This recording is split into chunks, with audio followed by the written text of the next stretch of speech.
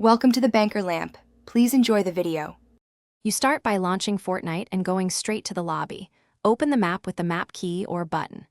Once the map is visible, zoom and pan to orient yourself. This helps reduce wasted clicks. Make sure you selected Creative for island codes versus Battle Royale for in-game POIs because the search options differ. You want the right mode before searching. This saves time and avoids confusion, so confirm mode, then move to the next step immediately. Now you type island codes or descriptive keywords into the search box. Be specific to narrow results fast.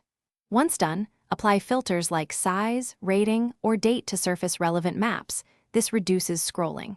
You should inspect thumbnails and creator names next, because visuals and reputation matter for quality. If a map looks promising, select it to view details, otherwise tweak your keywords or filters and try again for a better match. Finally, load the map or copy the island code into Creative and join. You want to test spawn points and mechanics immediately to confirm it works.